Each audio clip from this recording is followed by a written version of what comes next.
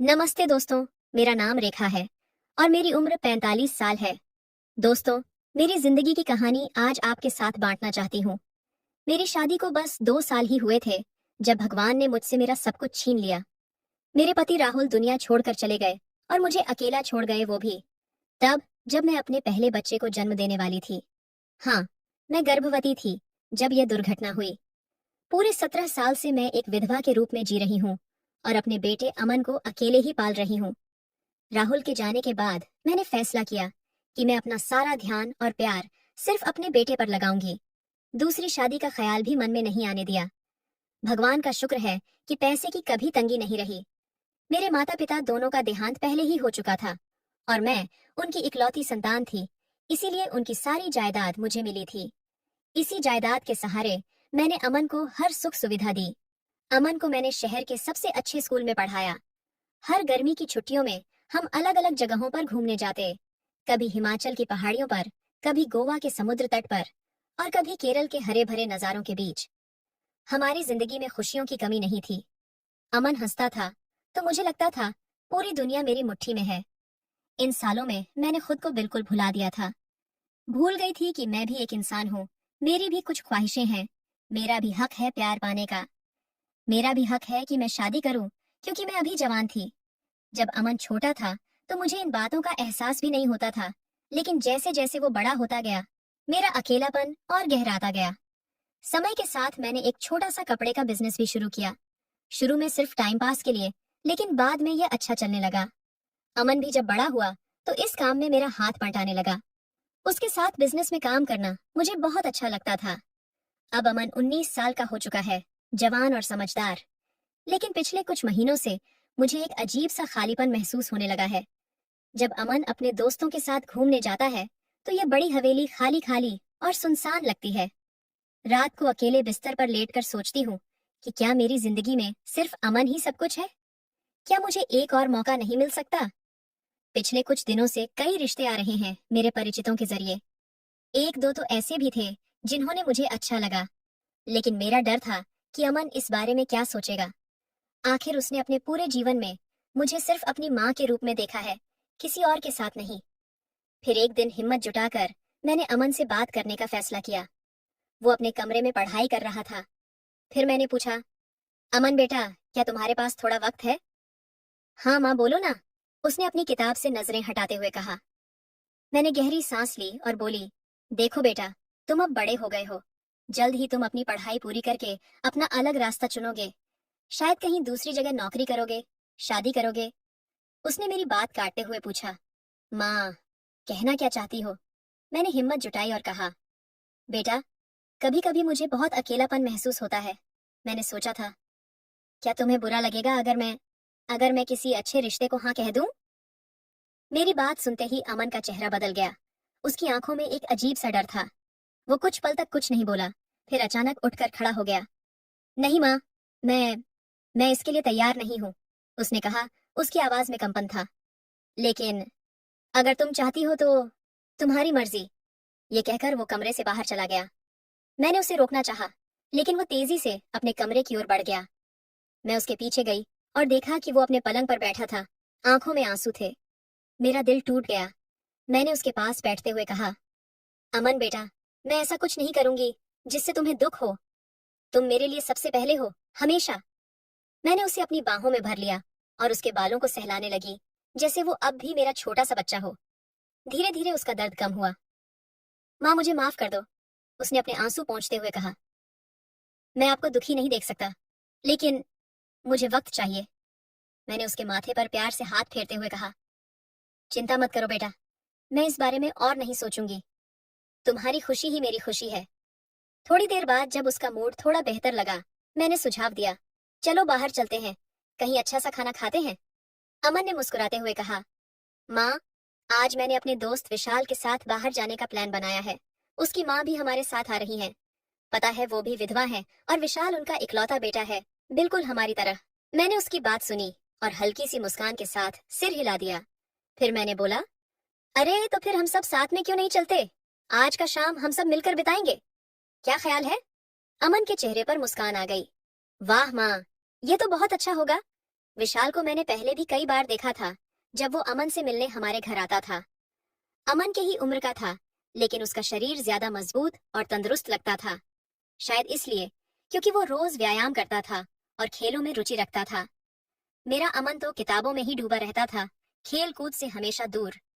जब हम रेस्तरां पहुंचे तो मैं पहली बार विशाल की मां सविता से मिली। हमारे बीच आपसी तालमेल इतना अच्छा था कि लगा जैसे हम सालों से एक दूसरे को जानते हैं। उन्होंने भी अपने पति को खोया था और अपने बेटे को अकेले ही पाला था।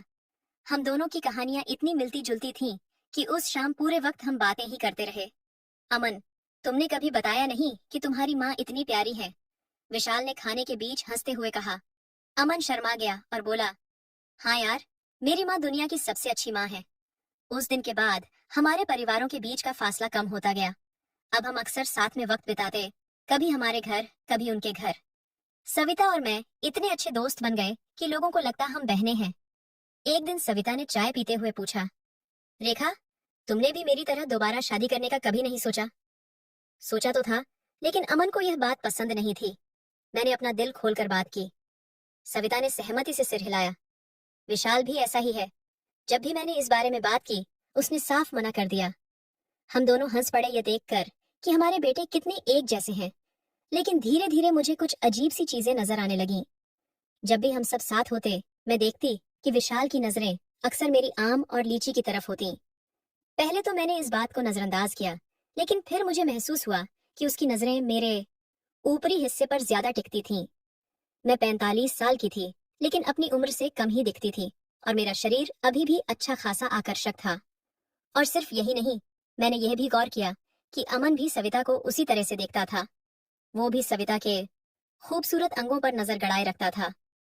सविता भी अपनी उम्र के हिसाब से बहुत आकर्षक थी। एक रात जब हम सब एक पिकनिक से लौट रहे थे, मेरे दिमाग में एक अजीब सा ख्याल आया। क्या होगा अगर मैं विशाल के साथ और अमन सविता के साथ? नहीं नहीं, ये सोचना भी पागलपन था, पर इस ख्याल को झटकना मुश्किल था। कुछ दिन बाद अमन अचानक मेरे कमरे में आया।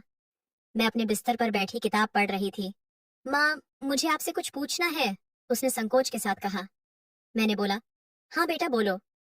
क्या आप अब भी, मेरा मतलब है, क्या आप अब भी शादी के बारे में सोच रही हैं? उसने धीरे से पूछा। मैंने किताब एक तरफ रखी। नहीं बेटा, मैंने तुमसे वादा किया था ना।